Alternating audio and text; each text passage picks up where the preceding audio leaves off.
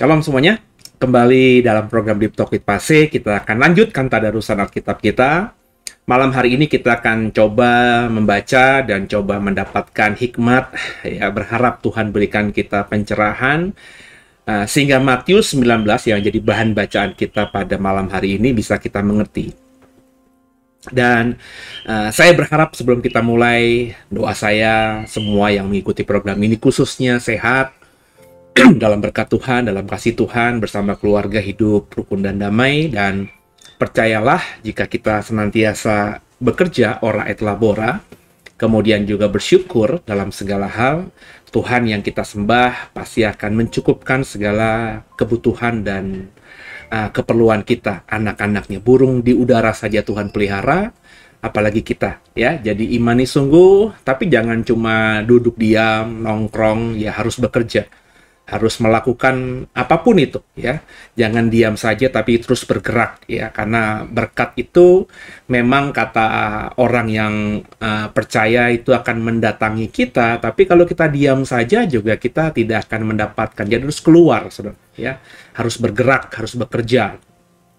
Jadi bukan kita mengejar berkat, tapi ketika kita bekerja seperti untuk Tuhan, maka berkat itu akan dicurahkannya buat kita. Itu firman Tuhan. Dan sebelum kita masuk dalam tadarusan Alkitab kita di Matius 19 malam hari ini, saya mengajak kita untuk menenangkan diri dan kita berdoa terlebih dahulu agar ayat-ayat yang kita baca ini benar-benar terang benderang buat semua kita. Dan setelah program ini Bapak Ibu dan saya semakin memahami Tuhan, sehingga di sisa hidup kita masing-masing apa yang kita kerjakan jadi berkat bagi banyak orang, dan di atas segalanya bisa menyenangkan hati Tuhan. Satukan hati kita doa. Bapak, kami mengucap syukur di malam hari ini kami boleh kembali di dalam program Deep Talk with Pase. Dan kami mau membaca Matius 19. Singkapkan yang masih tersembunyi Tuhan. Bukakan dengan terang benderang kepada hamba-Mu ini dan juga kepada semua yang mengikuti program ini. Kerinduan kami dengan membaca firman Tuhan, iman kami semakin bertumbuh, dan iman yang bertumbuh itu yang kami percayai sesuatu yang bisa menyenangkan hatinya Tuhan. Kami mau di sisa hidup ini menyenangkan hati Tuhan. Bicara kepada kami, jangan satupun kami yang Kau lalui. Haleluya. Amin. Saudara, kita siapkan Alkitab kita masing-masing. Bapak Ibu bisa buka Matius pasal 19. Haleluya. Naikkan syukurku buat hari yang Kau beri, tak habis-habisnya kasih dan rahmat-Mu.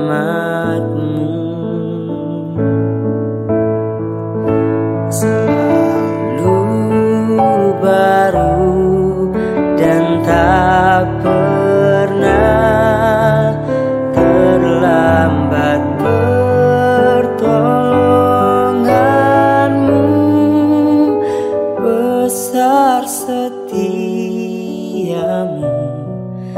di sepanjang hidupku.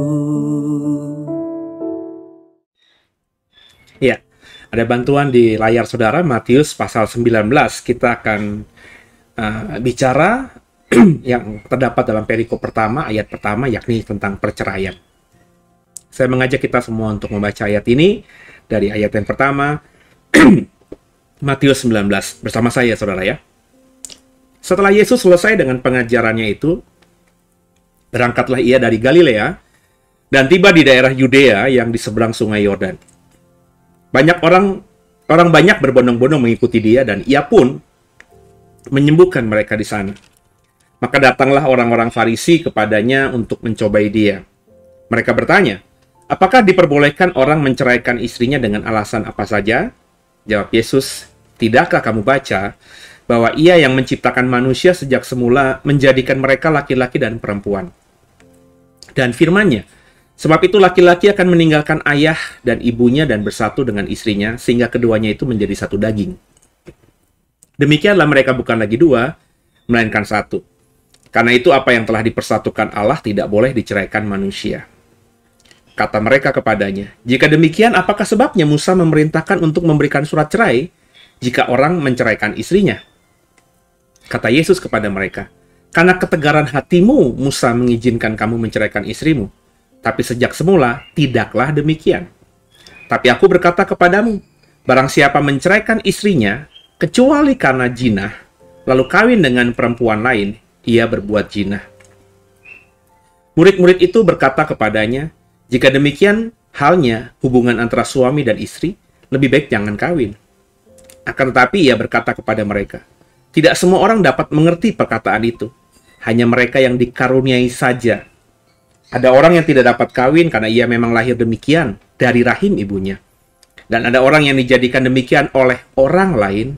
Dan ada orang yang membuat dirinya demikian karena kemauannya sendiri, oleh karena kerajaan surga. Siapa dapat mengerti, hendaklah ia mengerti. Nah ini ayat yang apa ya saudara ya, cukup ya perikopnya soal perceraian, tapi sebenarnya ya dalam sekali apa yang disampaikan dan dicatat oleh Alkitab kita dari perkataan Tuhan Yesus dan pengajaran Yesus kepada murid-muridnya. Intinya di ayat 1 dan ayat kedua sampai ayat ketiga itu peristiwa yang sudah kita ulangi berkali-kali dalam membaca kitab Injil. Ya, kemanapun Yesus pergi, orang banyak berbondong-bondong mengikuti dia. Dan orang yang banyak berbondong-bondong itu diantaranya ada yang membawa orang yang sakit. Bahkan orang sakit juga ada di antara mereka. Dan karena Yesus itu hatinya penuh dengan belas kasihan, maka selalu ada mujizat, selalu dia melakukan hal menyembuhkan orang. Jadi yang saya mau katakan, saudara, yang spesifik dikatakan di Alkitab, Yesus menyembuhkan orang tertentu dengan sakit tertentu, ya cuma beberapa gelintir. Ya. Tapi kalau kita benar-benar membaca Alkitab, ya ada banyak kasus mujizat yang tidak dicatatkan. Hanya dikatakan, lalu ia menyembuhkan mereka. Nah, mereka di sini kan dalam Matius 19 tidak disebutkan si A, si B, sakit A, sakit B, nggak ada. Jadi Bapak Ibu jangan jadi orang yang berkata bahwa Yesus hanya menyembuhkan beberapa orang saja. Ya, banyak sekali orang yang tidak dicatat secara spesifik yang mengalami mujizat lewat jamahan Yesus. Ketika Yesus datang pertama kali ke dunia kurang lebih 2000-an tahun yang lalu. Nah, di tengah situasi yang seperti itu, ada orang Farisi yang datang untuk mencobai dia.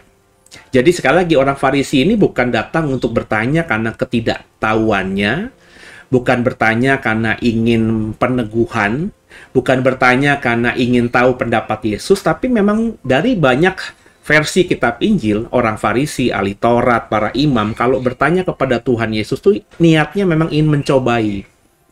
Jadi apapun jawaban Yesus ya mereka pasti counter gitu. Ya, mereka pasti punya argumentasi dan mereka berusaha untuk mematahkan. Apapun yang Yesus katakan meskipun itu benar ya mereka akan berusaha untuk mencari dalil-dalil untuk tidak mempercayai perkataan Yesus.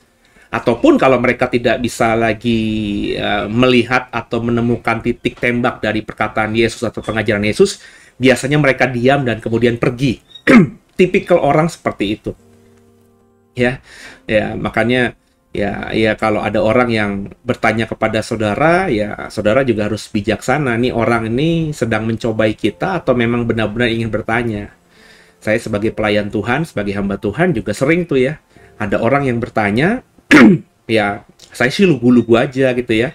Menjawab aja kalau memang dia direct message ke saya atau WhatsApp japri ke saya ya pasti selalu saya respon meskipun mungkin agak delay ya karena satu dan lain hal mungkin baru besoknya kadang-kadang saya bahkan karena WhatsApp hari itu banyak yang masuk saya juga lagi fokus pada hal tertentu tidak sering buka WhatsApp sehingga akhirnya sudah kelelep di belakang tapi ketika saya cek-cek lagi WhatsApp yang masuk ketemu ada pertanyaan yang belum saya jawab biasanya saya jawab itu Meskipun mungkin ada beberapa yang pernah sampai seminggu baru akhirnya saya jawab ya. Jadi tapi pasti saya jawab. Ya, dari pertanyaan-pertanyaan yang masuk itu kadang-kadang saya menemukan juga ada orang yang memang ingin ngetes atau nguji gitu ya. Jadi kalau menguji itu ya pasti pertanyaannya nggak akan selesai di situ ya. Cari yang lainnya, lompat sana, lompat sini ya. Beradu argumentasi, ketika mentah dia loncat sana, loncat sini gitu ya. Dan saya udah ketemu ya, bukan cuma satu dua orang model-model begini, tapi ya banyak kali dalam pelayanan ya. Dan akhirnya memang tadi dipentingkan atau butuh kita hikmat sehingga kita bisa tahu nih orang yang sedang bertanya mau berdiskusi dengan kita nih mau berdiskusi sehat ya atau ingin mencobai. Kalau mencobai ya tergantung saudara ya, mau dijawab ya silahkan ya, tapi kalau tidak dijawab pun bagi saya nggak masalah gitu, karena kalau orang yang niatnya mencobai, jawaban apapun yang kita berikan akan mentah, seperti yang kalau kita membaca kitab Injil, orang Farisi, ahli Taurat itu niatnya mencoba Yesus, meskipun Yesus jawabannya sangat cocok di hati mereka, mungkin juga iya benar juga, tapi mereka tidak mau mengakuinya dan langsung mundurkah atau mencari permasalahan baru untuk dipertanyakan dan menguji Tuhan Yesus ya. Jadi ada banyak orang model-model begitu di luar sana. Jadi kalau kita ladenin satu persatu dan semua orang model gitu kita ladenin, saya berani pastikan kita akan capek menghadapinya saudara ya. Jadi orang Farisi ini mencoba Yesus dengan pertanyaan, apakah diperbolehkan untuk menceraikan istrinya dengan alasan apa saja? Jadi, boleh nggak kita cerai dengan istri kita atau menceraikan istri kita dengan alasan apa saja? Dengan alasan apa saja? Dan jawaban Yesus clear, saudara, soal apakah kita boleh menceraikan istri kita atau dalam skop yang lebih umum, lebih luas.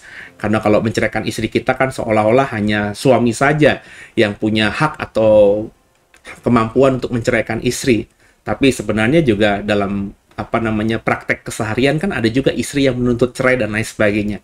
Jadi yang saya mau katakan dalam global ya, boleh nggak orang percaya dalam hal ini ya, karena Yesus kan mengajarkan apa yang dia mau ajarkan kepada murid-muridnya. Meski yang bertanya orang Farisi bukan murid Yesus, tapi Yesus dalam hal ini menjawab apa yang dia yakini. Berarti ini yang harus kita yakini, ini yang harus kita percayai. Boleh nggak orang percaya, orang Kristen, pengikut Yesus itu bercerai? Dan jawaban Yesus apa? Ya, jawaban Yesus di ayat keempat. Tidakkah kamu baca bahwa Ia yang menciptakan manusia sejak semula menjadikan mereka laki-laki dan perempuan? Manusia itu Adam dan Hawa, dijadikan laki-laki dan perempuan, ya. Dan firman-Nya, ya, kata Yesus lanjut. Sebab itu laki-laki akan meninggalkan ayah dan ibunya dan bersatu dengan istrinya sehingga keduanya menjadi satu daging. Demikianlah mereka bukan lagi dua melainkan satu. Karena itu apa yang telah dipersatukan Allah tidak boleh diceraikan manusia. Clear. Jawabannya jelas. Perhatikan. Ya, para Farisi bertanya. Bapak Ibu mungkin ada yang bertanya. Mungkin ada juga yang mau ditanyakan, entah itu problem rumah tangga kita atau rumah tangga teman kita, saudara kita. Boleh nggak orang Kristen bercerai? Kata Yesus, Tuhanmu loh ya, bukan saya loh ya. Bukan pendeta ini, bukannya pase ini, tapi saya hanya mengutip apa kata Tuhan Yesus. Bukankah manusia itu diciptakan berpasang-pasangan? Laki-laki akan tinggalkan ayah dan ibunya, bersatu dengan istrinya sehingga menjadi satu daging. Sehingga apa yang sudah dipersatukan Tuhan tidak boleh diceraikan manusia. So, dalam hukum Kristen, apa yang Yesus ajarkan dalam konteks tentang pernikahan dan perceraian, kalau saudara sudah menikah, tidak boleh bercerai. Jadi, ini saklek sekali, ya. Clear, jawabannya clear, ya. Tapi jawaban yang sangat clear, ya, sangat tajam, jelas, nggak multitafsir, ya. Kemudian sekali lagi karena niatnya mencobai ya, orang Farisi nimpalin lagi. Kalau demikian, kenapa Musa memerintahkan memberikan surat cerai jika orang menceraikan istrinya? Kurang lebih bahasanya gini, kalau kayak saya pakai bahasa yang lebih sederhana lagi ya. Loh, kalau yang sudah dipersatukan Tuhan tidak bisa diceraikan manusia, kenapa Musa, nabi kami, pemimpin kami, yang menjadi perantara Taurat Tuhan kepada kami, itu memerintahkan orang untuk memberikan surat cerai kepada istrinya kalau dia ingin menceraikan istrinya? Berarti cerai boleh dong, kata Musa. Cuma harus memberikan surat cerai. Berarti cerai itu boleh. Ya, kurang lebih begitu ya. Ada argumentasi begitu dari orang Farisi. Dan apa pendapat Yesus soal ini. Ayat 8. Kata Yesus kepada mereka, "Karena ketegaran hatimulah Musa mengizinkan kamu menceraikan istrimu, tapi sejak semula tidaklah demikian." Sejak semula, ketika Tuhan menciptakan manusia, laki-laki dan perempuan, dipersatukan mereka sehingga menjadi satu daging. Yang dipersatukan Tuhan tidak bisa diceraikan manusia. Sejak semula itu hukumnya begitu. Tapi karena ketegaran hati, nah kita tahu lah orang Israel yang keluar dari Mesir ini kan tegar tengkuk, keras hati, ya, keras kepala juga, ya, seringkali memberontak kepada Tuhan. Nah, orang Israel yang sedang dalam proses perjalanan di padang gurun 40 tahun ini, ya, dalam proses kepemimpinan Musa di padang gurun ini, orang Israelnya tuh ya keras kepala, ya, tegar hati, ya, tegar tengkuk, bebal gitu ya, keras kepala. Nah, karena memang orang Israel itu keras hati, tetap menceraikan istri, karena memang mungkin dia dapati itu ketika di Mesir, orang Mesir ya, kalau sudah tidak suka sama istrinya, sama perempuannya, budaya saat itu, budaya dunia antah berantah itu ya, udah lepas aja gitu aja, ya, kawin dengan perempuan lain, ya. Perempuannya itu ya kalau sudah tidak suka laki-lakinya, perempuannya ditinggalin gitu aja. Dan orang Israel yang sudah ada ratusan tahun di Mesir ini mengadopsi itu. Karena kan belum ada hukum, ya, belum ada Taurat. Sehingga mereka yang keluar dari Mesir itu ya membawa budaya Mesir itu, apa yang mereka lihat di Mesir, apa yang mereka saksikan di Mesir, itu karena mereka lahir di Mesir, merasa itu budaya mereka juga. Sehingga di perjalanan di padang gurun itu, sebelum firman Tuhan ini diturunkan atau diberikan Tuhan kepada Musa dan disampaikan kepada Israel, orang Israel tuh ada di padang gurun itu ya udah nggak suka sama istrinya, mungkin istrinya sakit-sakitan, mungkin istrinya sudah tidak menyukakan hatinya lagi, dia sudah tidak bahagia lagi dengan istrinya. Ada laki-laki Israel yang tinggalkan istrinya begitu aja, ya. Sehingga akhirnya karena mereka keras hati, gue nggak mau lagi. Ada banyak perempuan yang diperlakukan tidak adil, ya, ya, dalam konteks paternalistik dunia laki-laki di zaman dulu yang masih kuat sekali, masih kolot sekali. Perempuan itu memang secara budaya itu hampir tidak ada nilainya dibandingkan laki-laki. Dan Tuhan itu baik luar biasa, Tuhan itu adil. Di dalam konteks ayat ini, Tuhan ingin menaikkan harkat wanita sehingga sederajat dengan laki-laki. Maka dalam iman Kristen, itu mestinya Bapak Ibu yang percaya kepada Yesus, nggak ada lagi perbedaan antara laki-laki dan perempuan itu. Kita equal, ya. Bukan Ibu Kartini yang mengajarkan itu. Emansipasi yang kita percaya itu bukan dilakukan pertama kali oleh Ibu Kartini, meskipun dalam sejarah Indonesia begitu, tapi dalam iman Kristen, kalau saja orang Kristen yang hidup di zaman Ibu Kartini atau sebelumnya yang sudah menjadi Kristen, orang Indonesia kah, itu benar-benar menghidupi Alkitab, ini sudah diajarkan oleh firman Tuhan, ya. Nah, karena melihat perempuan diperlakukan semena-mena, karena banyak istri-istri yang diperlakukan kayak sampah gitu ketika suaminya sudah tidak suka sama dia sehingga dibuang begitu saja, ditinggalkan begitu saja, bahasa sekarangnya diceraikan gitu ya. Akhirnya Musa berkata, nggak bisa gitu. Kalau kamu udah nggak suka sama istrimu, kalau kamu mau menceraikan istrimu, ya berikan surat cerai, ya, supaya ya dengan surat cerai itu kan berarti kan ada ya kayak ada pengadilan. Laki-laki itu nggak bisa semena-mena menceraikan istri, harus ada argumentasi, ya, sehingga istri itu ketika nanti dia punya surat cerai dari suaminya, ya dia memang tidak ada hubungan lagi, sehingga si istri itu ya kemudian hari ya mungkin dengan surat cerai itu ya bisa untuk mungkin kalau Tuhan izinkan menemukan laki-laki lain ya yang mau mencintai dia seumur hidupnya, ya bisa, ya. Sebab budaya zaman dulu tuh ya istri itu ya nyaris, maafkan saya ya, yang saya pelajari itu ya setingkat dikit lah di atas budak gitu. Ya. Jadi kalau ada laki-laki sudah mengawini seorang perempuan dan perempuan itu ditinggalkan begitu saja, ya, tanpa ada proklaim gitu bahwa perempuan ini sudah saya ceraikan. Kalau ada laki-laki lain tiba-tiba jatuh cinta sama perempuan ini, dia yang tadinya memang memiliki itu dan diketahui oleh masyarakat sekitar dialah yang empunya istri ini, bisa menuduh istrinya ini selingkuh dan laki-lakinya itu selingkuh dengan istrinya. Padahal sudah berhari-hari, berminggu-minggu, berbulan-bulan, bertahun-tahun, dia tidak lagi pernah menganggap perempuan itu istrinya. Tapi diketahui orang banyak, perempuan ini istrinya. Jadi perempuan kalau sudah diperlakukan seperti ini ya, susah hidupnya. Ya. Ya. Nah ya, Tuhan bilang harus lewat Musa. Karena ketegaran hati orang Israel yang seperti ini, yang mestinya nggak boleh diceraikan, perempuannya itu ya, istrinya itu. Akhirnya kalau kamu mau begitu, harus berikan surat cerai. Jadi, perempuan yang kau ceraikan ini ya punya kemerdekaan kembali. Kurang lebih begitu. Ya, bahasa yang mungkin agak kasarnya, seorang budak kalau dikasih kemerdekaan ya dia bukan lagi budak siapapun, dia merdeka, bisa melakukan apapun. Kurang lebih seperti itu. Ya ini kalau kita lihat konteks ya, Tuhan kita itu yang penuh kasih itu seperti itu. Tapi perceraian ini bukan pada mulanya Tuhan tentukan begini. Akhirnya terjadi, ya kurang lebih Tuhan iakan gitu, karena ketegaran hati orang Israel. Ya, Tuhan melihat kalau aku tidak memberikan aturan, akhirnya banyak perempuan-perempuan Israel saat itu yang akan terzolimi, istri-istri yang tidak tidak ternafkahi lagi oleh suaminya, menjadi istri-istri yang tinggal tunggu mati aja dan susah hidupnya. Dan Tuhan tidak ingin menjadikan bangsa Israel, termasuk perempuan-perempuan Israel itu sama seperti perempuan-perempuan kafir di luar sana, yang kalau sudah tidak disukai oleh suaminya, dibuang begitu saja kayak sampah. Tuhan nggak mau.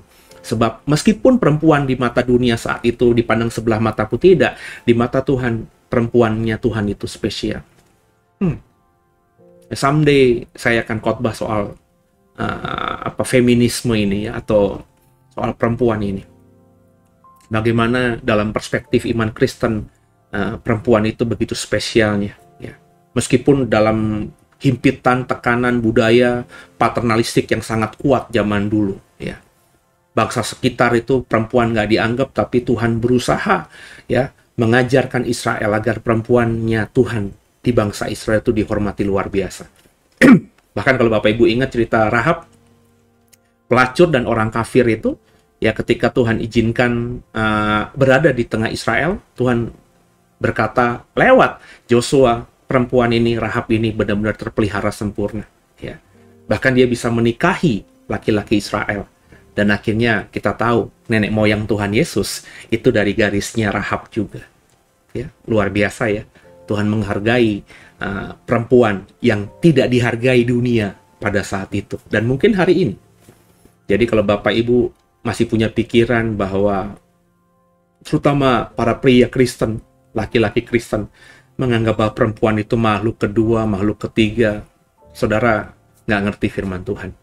Saudara belum mengerti maunya Tuhan dan bertobat. Ya. Perempuan-perempuan yang mendengarkan apa yang saya sharingkan ini, jangan jadi perempuan juga yang merasa, alah, gue nanti juga ke dapur jadi ibu rumah tangga aja. Apa sih kodrat gue begini? Nggak bisa lah gue mengejar mimpi.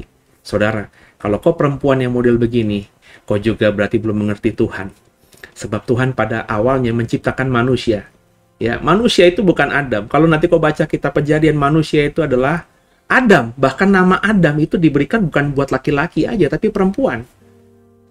Perempuan yang Tuhan kasih nama Adam itu, akhirnya si laki-laki pertama itu memberikan nama Hawa. Hawa itu yang memberikan nama bukannya Tuhan, saudara. Tapi laki-laki. Pada awalnya Tuhan menciptakan manusia, laki-laki dan perempuan, itu diberikan nama Adam. Ya, nanti someday saya akan expose ayat ini. Karena banyak orang Kristen mengatakan bahwa yang memberi nama Hawa itu adalah Tuhan. Ya, enggak, Tuhan ketika menciptakan manusia, Adam lebih dahulu, perempuan diciptakan dari tulang rusuknya Adam, ya. Dalam artian manusia pertama, laki-laki dan perempuan ini namanya Adam, diberikan nama Tuhan Adam. Kita kalau ngomong siapa Adam, manusia atau laki-laki pertama. Siapa Hawa, perempuan pertama. Ya benar kalau dilihat dari kacamatanya si laki-laki pertama. Karena Hawa itu diberikan nama oleh si laki-laki pertama yang Tuhan ciptakan segambar serupa dengan Tuhan ini. Karena diambil dari tulang rusuknya. Tapi di mata Tuhan, laki-laki yang Tuhan bentuk dengan debu tanah, dan perempuan yang diciptakan dari tulang rusuk laki-laki ini, dinamakan Adam. Ya, someday ya. Ini dalam sekali ya. Saya sudah terpikirkan dan digerakkan, cuma sedang menyusun materinya supaya lebih dalam lagi. Dan tadi ya, jadi harus demikian ya. Murid-muridnya Yesus bahkan kemudian merespon juga. Tapi sebelumnya Yesus berkata, nah, ayat 9 ya. Ya. Tapi aku berkata kepadamu, barang siapa menceraikan istrinya, ya, kecuali karena zina, lalu kawin dengan perempuan lain, ia berbuat zina. Jadi laki-laki Israel tuh nggak bisa sembarangan itu menceraikan istrinya meskipun memberikan surat cerai, seperti yang Musa perintahkan. Jadi nggak bisa gitu, gara-gara kita nggak suka lagi, nggak ada ser-seran lagi, nggak lagi ya, jatuh cinta lagi, ya nggak suka lagi, terus kita gampang bikin surat cerai untuk menceraikan istri kita, nggak bisa. Sebab kalau kita lakukan itu, kita berikan surat cerai kepada perempuan yang sudah kita nikahi dan kita berikan surat cerai atau menceraikan dia karena kita sudah nggak suka, udah nggak cocok, alasan apapun itu, ya, kalau kita nanti menikah lagi, maka kita hidup dalam perzinahan. Di ayat 9 jelas, ya, laki-laki, sebaliknya juga perempuan, kalau mau bercerai, meskipun itu pada awalnya Tuhan nggak mengizinkan perceraian, perceraian itu bisa dilakukan bukan semata memberikan surat cerai. Kalau hari ini mungkin resmi gitu ya, dari pengadilan agama, ya, Bapak Ibu mengurus itu, ketok palu secara negara kau punya surat cerai dan diberikan itu kepada mantan istrimu atau mantan suamimu. Tapi alasannya bukan karena kita nggak suka, alasannya bukan karena kita nggak cocok, alasannya bukan karena A, B, C, D, atau alasan-alasan yang mengada-ngada. Alasan utamanya hanya karena jinah. Pasangan kita berjinah, dan kata jinah di sini juga menggunakan kata porneia.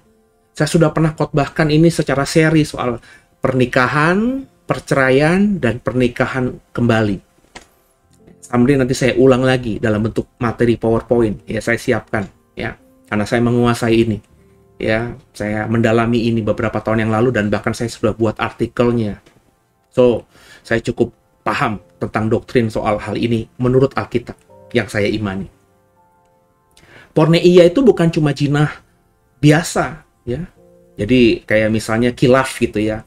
Ada perempuan kilaf, seorang istri kilaf, tidur dengan laki-laki lain misalnya, atau seorang suami kilaf, karena ya godaan, karena satu dan lain hal, akhirnya tidur dengan perempuan lain, terus pasangannya masing-masing itu, wah kamu berzina, ya, aku tuntut cerai, berikan aku surat cerai, aku berikan kamu surat cerai, kita bercerai.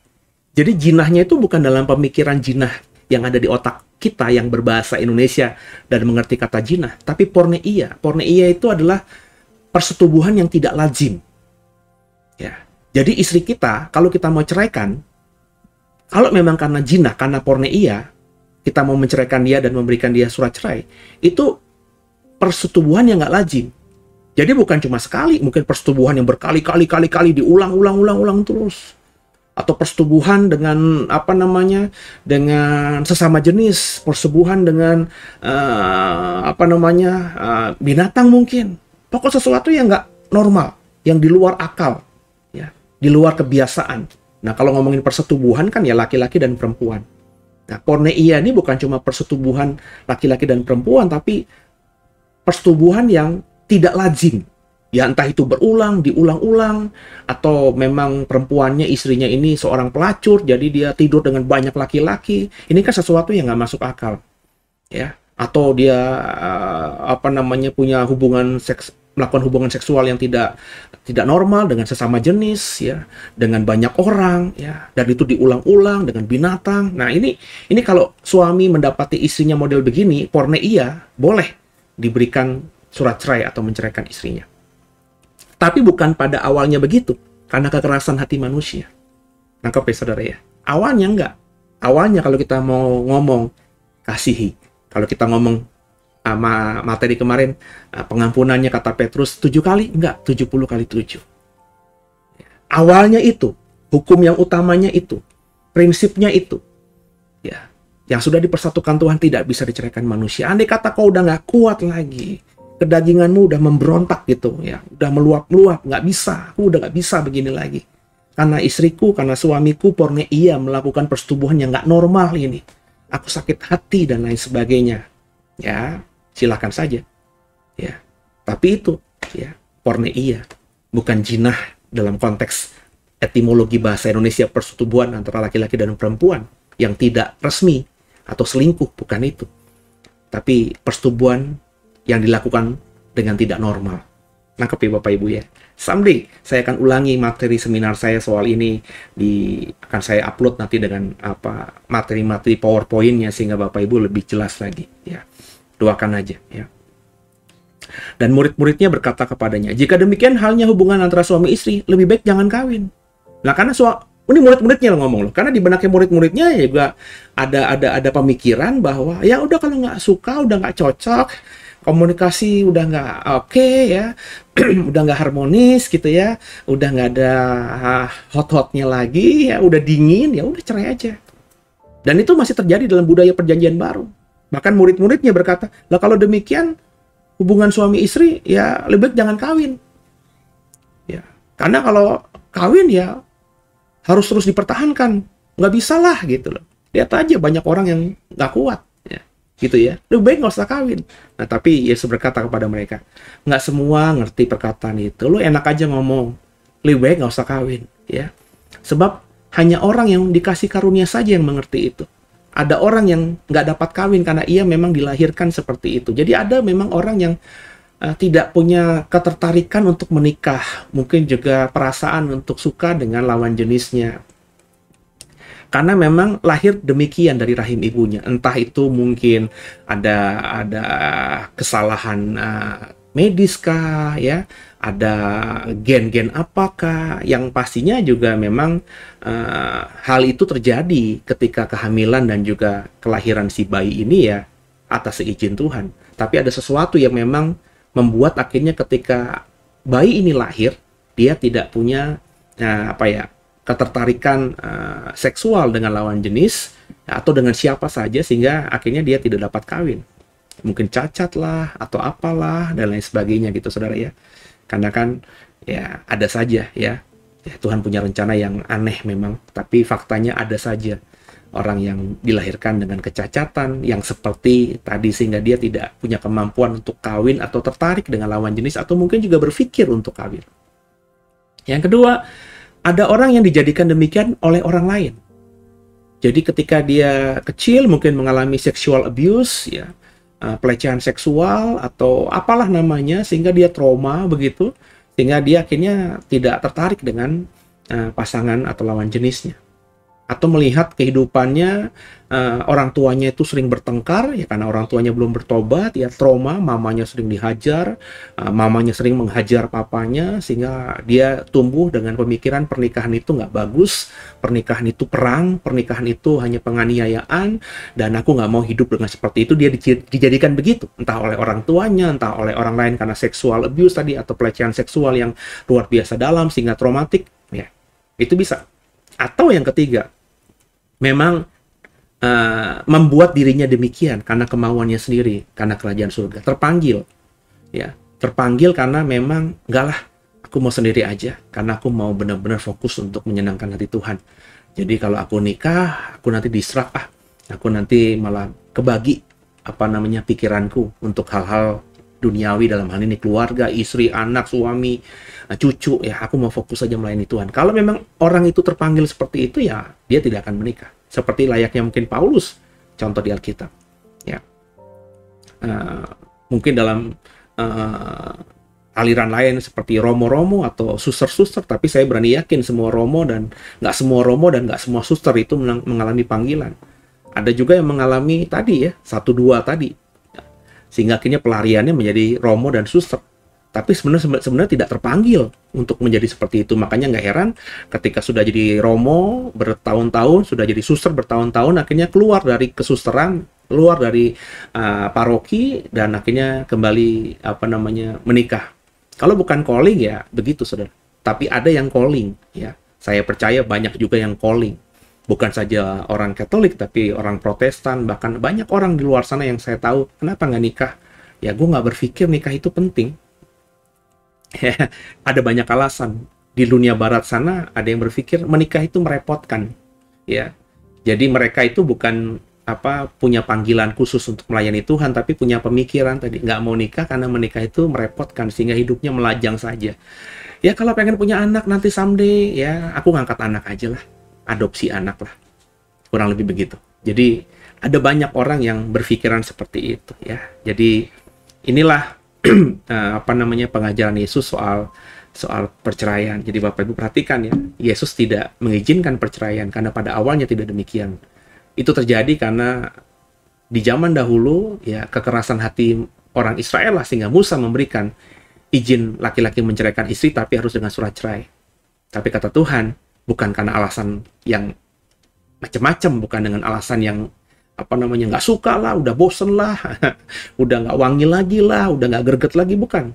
Boleh, kalaupun karena keras hatimu mau menceraikan istrimu dengan surat cerai, tapi hanya alasan karena porneia, persetubuhan yang nggak wajar.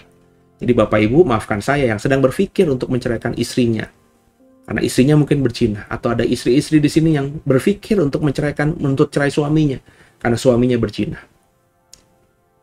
Itu ayat boleh bercerai dengan memberikan surat cerai nggak berlaku. Ya. Yang berlaku apa? Hukum pengampunan 70 kali 7. Kecuali pasangan nikahmu sudah melakukan porneia, perzinahan, persetubuhan yang tak normal. Oke? Kalau itu kriterianya silakan. Ya. Tapi pada awalnya juga Tuhan tidak menghendaki. Tuhan menghendakinya kita hidup mengasihi, mengampuni. Semoga dipahami. Lanjut ya. Nah, ini baru satu perikop aja udah setengah jam, saudara. ya mau gimana gitu ya. Lanjut ya. Yesus memberkati anak-anak. Ayat 13. Lalu orang membawa anak-anak kecil kepada Yesus supaya ia meletakkan tangannya atas mereka dan mendoakan mereka. Akan tetapi murid-muridnya memarahi orang-orang itu. Tapi Yesus berkata, biarkanlah anak-anak itu janganlah menghalang-halangi mereka datang kepadaku, sebab orang-orang yang seperti itulah yang punya kerajaan surga. Lalu ia meletakkan tangannya atas mereka dan kemudian ia berangkat dari situ. Jadi ini kembali cerita soal Yesus berkata bahwa yang mempunyai kerajaan surga itu seperti anak-anak, maka jangan halangi anak-anak. Jadi karena ada orang banyak mungkin bawa anaknya, ya ingin anaknya diurapi, ditumpangi tangan, kurang lebih begitulah ya, didoakan ya, karena mereka melihat figur Yesus. Dan murid-muridnya menghalangi, karena di konteks murid-muridnya ya oke, Yesus pernah menyembuhkan orang sakit, jadi kalau mau datang pun juga ya sakit. Nih anak-anak ngapain nih? Ya dibawa buat apa nih? Ya kata Tuhan, jangan, biarkan anak-anak itu kesini, jangan halang-halangi mereka. Ya, karena orang-orang seperti itulah yang punya kerajaan sorga. Ya, kemudian Yesus meletakkan tangan pada anak-anak. Maka ini yang saya ajarkan juga kepada banyak orang Kristen, orang yang dekat dengan saya. Kalau kita orang tua, tupangi tangan anak-anak. Ya, lepaskan berkat, jadi anak hebat, anak luar biasa. Kau dicintai Tuhan, kau berhasil, tumpangi tangan. Perkatakan kata-kata yang sederhana aja, nggak usah yang panjang-panjang. Kalau kau nggak bisa doain panjang-panjang, ya pokoknya tumpangi tangan. Dan saya masih kerap lakukan itu, meskipun tidak vulgar di depan mata anak saya. Kadang-kadang sambil saya peluk, ya. Kalau yang kecil kadang-kadang udah tidur, yang gede juga udah tidur, saya samperin di sisinya, terus saya tumpangi tangan, gitu ya, saya elus-elus rambutnya, tapi bukan cuma ngelus doang, bukan cuma taruh tangan doang, tapi saya lepaskan berkat.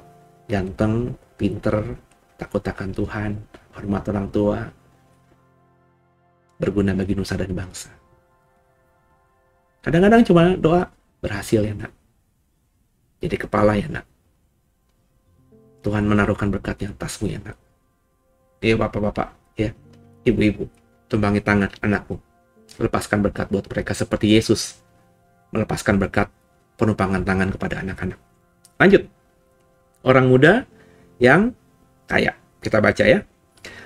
Ada seorang datang kepada Yesus dan berkata, Guru, perbuatan baik apakah yang harus kuperbuat untuk memperoleh hidup yang kekal? Jawab Yesus, apakah sebabnya engkau bertanya kepadaku tentang apa yang baik? Hanya satu yang baik. Tapi jikalau engkau ingin masuk dalam hidup, turutilah segala perintah Allah. Kata orang itu kepadanya, perintah yang mana? Kata Yesus, jangan membunuh, jangan berzina, jangan mencuri, jangan mengucapkan saksi dusta, hormatilah ayah dan ibumu, kasihilah sesama manusia seperti dirimu sendiri. Kata orang muda itu kepadanya, semuanya itu telah kuturuti. Apa yang masih kurang? Kata Yesus kepadanya, jikalau engkau hendak sempurna, pergilah, jualah segala milikmu dan berikanlah itu kepada orang-orang miskin, maka engkau akan beroleh harta di surga. Kemudian datanglah kemari dan ikutlah aku. Ketika orang muda itu mendengar perkataan itu, pergilah ia dengan sedih, sebab banyak hartanya. Yesus berkata kepada murid-muridnya, Aku berkata kepadamu, sesungguhnya sukar sekali seorang kaya masuk dalam kerajaan surga. Sekali lagi aku berkata kepadamu, lebih mudah seekor unta masuk melalui lubang jarum daripada seorang kaya masuk dalam kerajaan Allah. Ketika murid-murid mendengar itu, sangat gemparlah mereka dan berkata, jika demikian siapakah yang dapat diselamatkan? Yesus memandang mereka dan berkata, bagi manusia hal itu tidak mungkin, tapi bagi Allah segala sesuatu mungkin. Ini perikop yang menarik juga, saudara, ya, yakni tentang orang muda yang kaya raya yang mau ikut Yesus, ya. Dia bertanya gitu ya, apa yang harus kuperbuat untuk memperoleh hidup yang kekal? Jadi orang ini sudah punya pemahaman, anak muda yang kaya ini sudah punya pemahaman bahwa hidup kekal itu penting. Dia percaya adanya kehidupan kekal, sorga dan neraka itu. Dan dia bertanya, apa yang harus kulakukan agar aku bisa ke sana? Dan kata Yesus sederhana, lakukan apa yang menurutmu baik. Turuti semua perintah Allah. Semuanya disebutkan. Aku sudah melakukan itu, kata anak muda itu. Ya, kata Yesus, jikalau kau hendak sempurna, kalau kau sudah melakukan semua tadi, hukum Taurat tadi, dan kau mau sempurna, ya, jualah segala milikmu dan berikan itu kepada orang miskin, maka engkau akan beroleh harta di surga, kemudian datang kemari dan ikutlah aku. Saudara, ini juga ayat juga hati-hati. Jadi jangan ditafsirkan juga literal gitu ya, saudara ya. Wah, berarti kalau mau ikut Yesus harus jual semuanya dong. Ya, jual hartamu, ya, terus jual segalanya, kita jadi gembel, nggak punya apa-apa, kemudian ikut Yesus, ya. Kalau kau panggilannya seperti itu, kau dipanggil seperti itu, kau merasa sejahtera melakukan hal itu, ya silakan. Tapi saya tidak akan mengajar saudara begitu. Kenapa? Ya, karena saya tahu ayatnya bukan konteksnya ngomong begitu. Kalau kita berhenti di situ, ya, di ayat yang ke-21, ya, seperti kata Yesus tadi ya, kalau kau mau sempurna, pergilah jualah segala milikmu, berikan kepada orang miskin, dan kau akan beroleh harta di surga, kemudian datanglah kemari dan ikutlah aku. Kalau itu titik, full stop, nggak ada tambahannya lainnya, saya akan mengajarkan itu. Tapi ada kalimat di ayat 22, saudara, ya. Ketika orang muda itu mendengar perkataan itu, pergilah ia dengan sedih sebab banyak hartanya. Jadi kenapa Yesus berkata kepada anak muda yang kaya ini, kalau kamu mau sempurna, juallah kekayaanmu? Karena Yesus tahu anak muda ini kaya raya, banyak hartanya. Dan dia sedih ketika Yesus berkata, kalau kamu mau sempurna, juallah hartamu. Kenapa? Karena hartanya banyak. Ya. Dan kemudian Yesus berkata kepada murid-muridnya, aku berkata kepadamu, sesungguhnya sukar sekali seorang kaya masuk dalam kerajaan surga. Kenapa? Bukannya nggak bisa orang kaya masuk dalam kerajaan surga. Saya sangat yakin nanti ada banyak orang kaya yang masuk dalam kerajaan surga. Tapi supaya menjadi orang kaya yang bisa masuk dalam kerajaan surga, supaya saudara mempunyai segala-galanya, tapi bisa masuk dalam kerajaan surga, saudara harus jadi manusia yang kaya raya secara materi, tapi tidak cinta akan kekayaan materi itu. Itu dua hal yang berbeda, saudara. Anak muda ini kaya raya, tapi hatinya melekat pada hartanya itu. Yesus tahu, dia sudah melakukan banyak hal, hormati orang tuanya sudah, nggak zina sudah, ya, sudah melakukan semua perintah Tuhan, sudah juga nolong orang miskin, ya. Mungkin itu, tapi hati masih melekat. Hatinya, pikirannya hanya pada hartanya itu. Dia berpikir dengan hartanya itu dia bisa hidup luar biasa, bahkan hidup yang dirasakan kenikmatan duniawinya itu diharapkan. Dia ingin lagi, dia mengejar kekayaannya lagi. Dan orang seperti ini akan bisa masuk dalam kerajaan surga. Kenapa? Hatinya melekat pada hartanya. Di ayat yang lainnya, jangan kamu menyembah dua Tuhan. Ya, jangan kau bisa menyembah Tuhan dan juga Mamon di waktu yang bersamaan. Jadi bukan isunya kalau kita mau ikut Yesus harus jual harta kita. Kecuali itu panggilan saudara. Kecuali itu jelas. Tuhan ngomong sama saudara, lakukan kalau Tuhan yang ngomong, Tuhan yang perintahkan. Tapi saya sebagai pendeta hamba Tuhan nggak akan ngajar ini kepada orang atau jemaat saya. Kalau kamu jadi orang Kristen, jual hartamu. Ferrarimu jual, rumahmu jual, ya, hartamu jual, emasmu jual, depositomu, udah kasih ke gereja. Nggak akan begitu, saudara ya. Kenapa? Sebab bukan itu pesan intinya. Ya, yang Tuhan ingin kalau kita kaya raya, kita tetap mengutamakan Tuhan di atas segalanya. Harta itu tidak kita pikirkan, hanya titipan Tuhan saja yang Tuhan percayakan kepada kita. Sehingga kita nggak mengejar agar menjadi manusia semakin kaya, nggak memegang kekayaan itu. Kita menggunakan kekayaan itu untuk jadi berkat bagi banyak orang dengan tulus, menolong orang miskin dengan tulus, bukan cuma ingin dihormati, bukan cuma ingin dikagumi, tapi dengan tulus. Menolong orang miskin, tangan kiri beri, tangan kanan nggak tahu, tangan kanan beri, tangan kiri nggak tahu. Itu makanya Tuhan bilang kata, susah orang kaya masuk dalam kerajaan surga. Lebih mudah unta masuk lubang jarum daripada orang kaya masuk dalam kerajaan surga. Lubang jarumnya bukan jarum yang kecil, untanya unta yang benar gitu. Itu bullshit, itu omong kosong. Ini bukan bahasa perumpamaan, saudara. Ya. Di dalam Yerusalem itu salah satu temboknya disebut juga ada pintu yang pintu gerbang unta. Ya. Jadi kalau Bapak Ibu ke Israel sana, ada pintu besar, ya. Gerbangnya itu pintu besar. Kalau siang dibuka, ya. Tapi kalau sudah menjelang malam itu pintu gerbang yang besar itu ditutup. Tapi orang masih bisa keluar masuk, bukan lewat pintu gerbang yang besar itu, tapi di dalam pintu di bagian pintu besar yang gerbang yang besar itu ada pintu kecil yang memang seukuran manusia, yang mungkin tingginya cuma sekitar 1,5 apa 2 meter, lebarnya cuma 0,5 meter atau 1 meter gitu ya. Sehingga orang itu bisa masuk, bisa agak nunduk begitu, kayak kalau Bapak Ibu orang Jawa, ya pintu masuk orang Jawa di rumah Jawa kuno, ya. Itu kan pintunya kecil sekali. Pintu masuk ke dalam rumah itu kecil, ya. Saya tahu karena dulu eyang saya dari garis bapak itu di Solo tuh rumahnya begitu. Ya pintunya tuh kalau saya masuk harus nunduk dikit. Karena itu filosofi orang Jawa supaya kita menghormati atau datang dengan niat yang menghormati tuan rumah gitu ya, bukan dengan kesombongan. Maka pintunya pendek. Ya. Kalau saya tingginya 178 itu jelas-jelas saya harus nunduk begini. Nah, pintu itulah itu ada di bagian dari pintu yang besar. Ya, jadi pintu besar, pintu gerbang besar, terus di tengah-tengahnya, di bawahnya itu ada pintu kecil seukuran manusia. Jelas unta nggak bisa masuk. Jadi unta kalau masuk tuh harus jalannya menunduk-nunduk gitu loh, kayak merayap begitu. Tapi bisa, tapi susah. Dan itu lebih mudah daripada orang kaya masuk dalam kerajaan surga. Itu maksudnya. Jadi bukan lubang jarum biasa, jarum jahit, dan untanya unta yang benar. Itu sampai kapanpun nggak mungkin bisa masuk, saudara ya. Tapi pintu lubang jarum, itu maksudnya, saudara. Ya. Kalau kau ke Israel, kau akan tahu, atau mungkin juga kau bisa browsing di internet ya. Sebab banyak informasi soal pintu lubang jarum ini.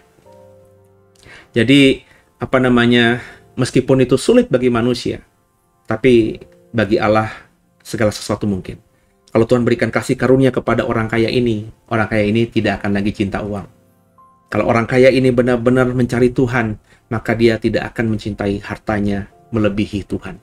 Tuhan akan yang utama. Nangkep ya? Jadi bukan berarti orang kaya nggak bisa masuk dalam kerajaan surga. Tapi jujur, memang susah. Karena biasanya manusia, jangankan orang kaya, manusia biasa seperti kita, itu benar-benar mencintai uang luar biasa. Ya. Saya punya kesaksian singkat saja. Saya kenal orang kaya luar biasa yang sangat cinta Tuhan. Dia selalu berkata kepada saya begini. Bukan saja kepada saya ya. Saya tidak mengatakan bahwa saya dekat sekali dengan orang ini, tapi beberapa kali ketemu orang ini, orang kaya raya ini selalu ngomong sama saya, dan dia selalu ngomong itu kepada orang lain. Harta itu titipan Tuhan yang Tuhan percayakan kepada kita supaya kita jadi berkat bagi banyak orang. Keren banget orang kaya ini. Ya. Saya pikir orang kaya ini memang benar, hidup benar. Saya rasa waktu dulu ketika saya dekat dengan dia hidupnya benar. Tapi hari-hari ini saya tahu bisnisnya sedang goncang. Karena anaknya sedang ditangkap sama kepolisian. Karena perusahaannya itu bahasa tanda kutipnya itu menghilangkan uang nasabahnya. Dan angkanya itu nggak tanggung-tanggung.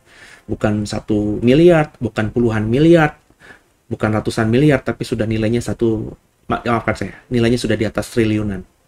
Ini lagi diproses, ya. Anak kandungnya, ya. Nah, saya akhirnya berkata, lah kalau orang tuanya baik, mengajarkan yang baik, mestinya anaknya juga baik. Ya, saya tidak mau menghakimi ya. Jangan-jangan apa yang dia sampaikan kepada saya, yang dia sampaikan kepada anak buahnya dalam sharing, dalam motivasi, itu hanya omongan doang. Dalam prakteknya sehari-hari tidak. Ya, ini lagi ngeri, saudara. Ya. Saya mendoakan jujur, ya. Karena saya di masa lalu cukup dekat dengan orang ini, punya relationship yang bagus. Saya pernah buat buku tentang Lucifer, saya pelayanan di tempatnya dia, dan dia tahu saya nulis buku. Terus dia bilang, Pak Seno, ada bukunya. Kebetulan saya lagi bawa di mobil saya, ya. Ada banyak bawa buku lah, kurang lebih berapa ratus gitu ya, 100 apa 200 gitu ya, eksemplar gitu ya. Ada Pak, kebetulan lagi bawa dari percetakan ini ya. Udah sini gitu ya. Saya beli semuanya, dibeli semuanya, saudara. Dan dia bayar langsung dia ke ATM. Saat itu di ATM yang belum ada M-Banking, jadi sudah bisa bayangin itu beberapa tahun yang lalu. dia bayar transfer ke saya, terus dia kasih bukti transfernya. Ini pasien ya, sejumlah buku yang dia beli itu dilebihin lagi. Dan buku-buku itu akhirnya dia bagi-bagiin ke orang banyak, dia pergi kemana dibagiin, semua hamba Tuhan yang datang, yang dia kenal dibagiin. Akhirnya buku saya dikenal orang banyak karena dia yang borong, saudara ya. Ya, saya punya memori, punya kenangan yang baik dengan orang ini, dan saya mendoakan ada yang salah di mananya. Saya mohon Tuhan ampuni kalau dia salah, dan Tuhan bisa pulihkan sehingga nasabah-nasabahnya bisa terima lagi uangnya ya. Uangnya itu ada ya. Dan kalaupun salah juga, semoga anaknya juga bertobat ya. Saya kalau masih punya akses ya, saya sayangnya nomor telepon yang saya selalu WhatsApp ke dia nggak pernah direspon, nggak pernah dibalas ya. Saya nggak tahu apakah masih sama nomor teleponnya.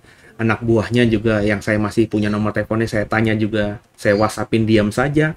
Dan saya takut kalau saya hubungi, kesannya saya kepo ya, mau cari tahu informasi doang, pada hati saya ingin mendoakan.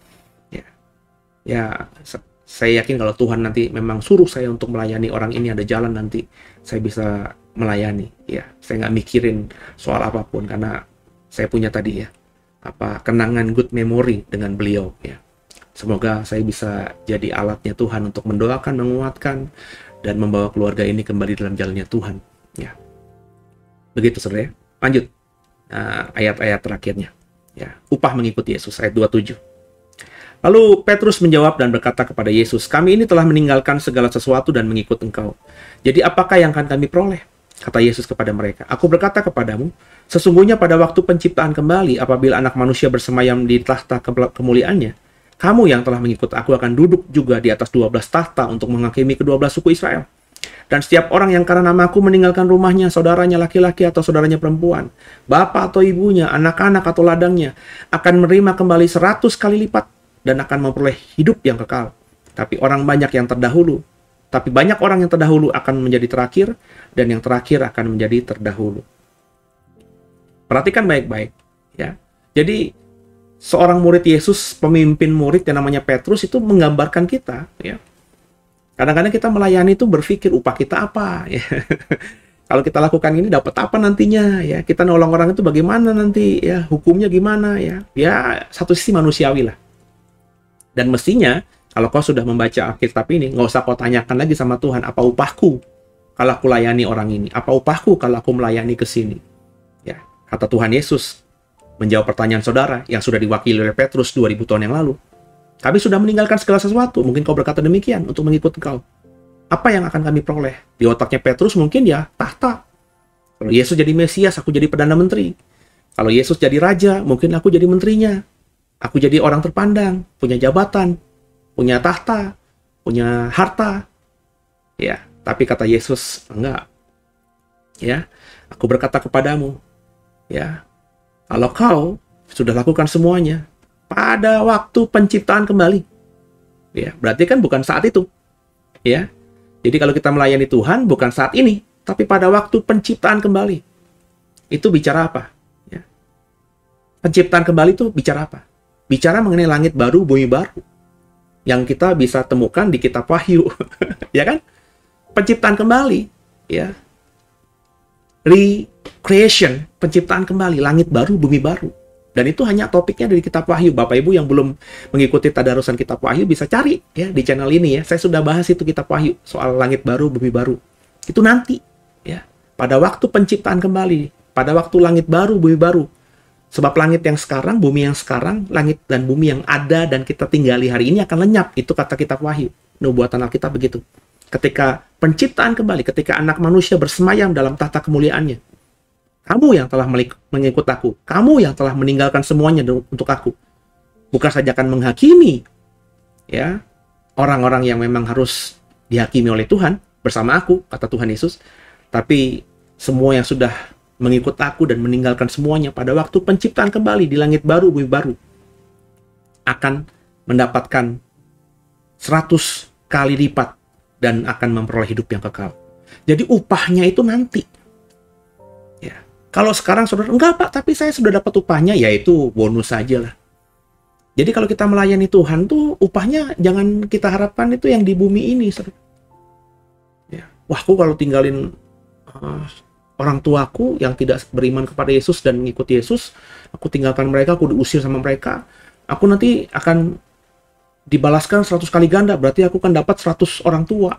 Ya nggak gitu, saudara. Kalau aku tinggalkan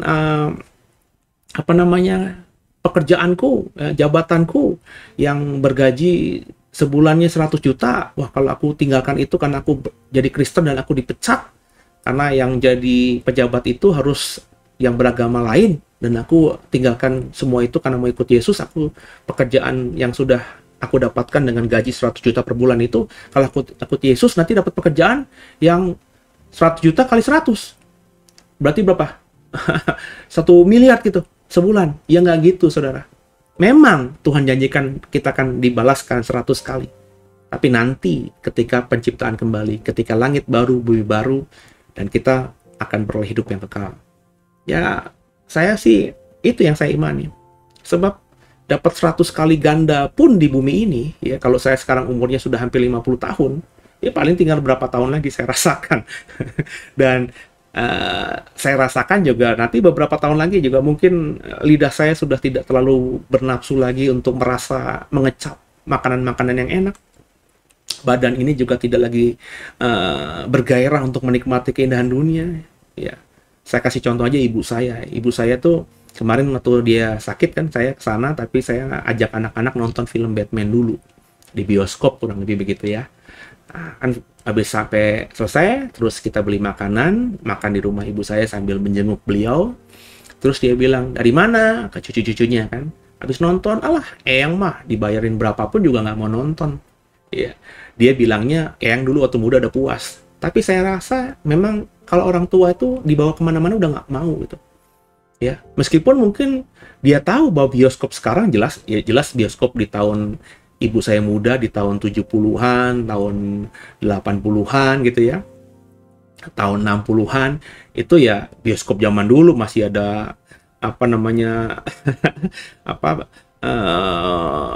apa tuh namanya? Bangsat tuh kutu-kutunya, kursinya mungkin dari kursi rotan gitu ya, AC-nya nggak ada, kipas angin doang, pengap ya, pesing. Ya kan bioskop zaman dulu ya. Saya masih merasakan tuh ya bioskop itu ketika saya kecil. Saya masih ingat banget nonton film Superman sama bapak saya, dibawa ke bioskop di Roxy ya. Sekarang udah nggak ada tuh bioskopnya, pas tikungan begitu. Sekarang jadi kantor polisi atau apalah gitu ya. Dulu ada bioskop di Roxy itu ya. Itu saya masih ingat banget tuh. Saya masih, ya meskipun di momen itu saya rasa itu yang terbaik ya. Tapi ketika saya SMP lah ya. SMP terus ada bioskop 21 di Sleepy Jaya. Itu bioskop pertama yang saya masuki, bioskop ber-AC ya. Saya langsung bisa membedakan bioskop yang saya dibawa bapak saya bertahun-tahun yang lalu ketika saya SD, itu nggak ada apa-apanya dengan bioskop yang zaman SMP itu ya, langit bumi. Ya, 21 yang saya masuki di kelas saya 2 SD apa 1 SMP, 2 SMP itu wangi, dingin, joknya bersih ya, nggak ada tikus, nggak ada kecoa. Tapi di bioskop Roxy itu kecoa di mana-mana, baunya nggak enak dan lain sebagainya.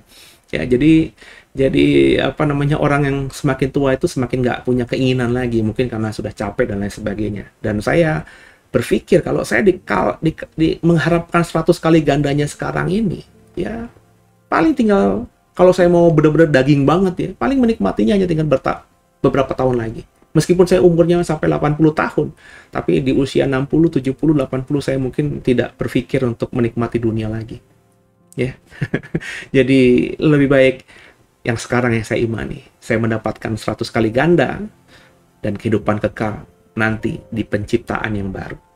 Ya, itu lebih akan membuat saya hidup bahagia karena saya bersama-sama dengan Tuhan di dalam kekekalan. Haleluya.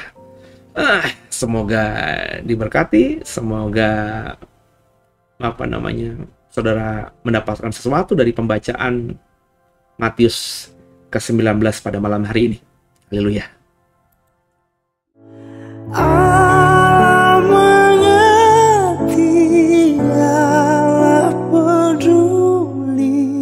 Segala persoalan yang kita hadapi tak akan pernah dibiarkan ngomong sendiri sebab Allah mengerti.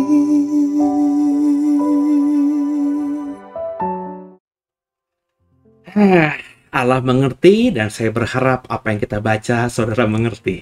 Ya, bukan cuma mengerti, saya berharap saudara memampukan dirimu, mengusahakan dirimu, bukan cuma jadi pendengar firman, pembaca firman, tapi juga jadi pelaku firman. Kalau kau mau, Roh Kudus, Roh Penolong pasti akan memampukan semua kita. Amin ya. Dan semoga saudara diberkati. Kalau diberkati, boleh di-sharingkan program ini kepada yang lainnya. Sharing aja linknya ya kepada teman yang lain, orang Kristen yang lain di komunitasmu ya, supaya mereka juga bisa bertumbuh bersama dalam pembacaan Alkitab setiap harinya bersama saya. Dan kalau saudara ada saran, ada ide, ada perbedaan pandangan, tafsiran, bisa ditaruhkan di kolom deskripsi dan saya pasti akan merespon saudara ya. Kalau memang saya merasa itu baik pertanyaannya dan bisa jadi berkat kalau saya menjawabnya ya untuk yang lainnya, dan saudara yang menanyakan pasti akan saya jawab. Ya, jadi terus kita saling mendukung dalam doa ya saudara ya. Saling mendoakan itu akan membuat hidup kita semakin dalam berkat Tuhan ya. Satukan hati kita berdoa. Terima kasih Tuhan buat malam hari ini kami sudah tadarusan Matius 19. Doa kami ditolong oleh Roh Kudus untuk semakin menjadi manusia yang hidupnya semakin menyenangkan Tuhan. Terima kasih buat Matius 19 yang kami dapatkan hari ini. Ampuni salah dosa kami. Yesus Kristus adalah Tuhan Juru Selamat kami yang hidup, dan ke dalam tangan-Mu lah kami serahkan tubuh, jiwa, dan roh kami. Haleluya. Amin. Sekian di malam hari ini, sampai jumpa malam esok, dan terus semangat dalam Tuhan. Jangan goyah, jangan lemah, ya, jangan lemah ya. Jangan malas ya. Terus bekerja ya bagi Tuhan. Kerjakan segala sesuatu seperti untuk Tuhan, maka upahmu besar di surga, dan hidup di bumi akan terpelihara seperti di surga. Salam saya buat keluarga yang kau cintai. Ya, doa saya untuk saudara. Haleluya. Selamat malam. God bless you.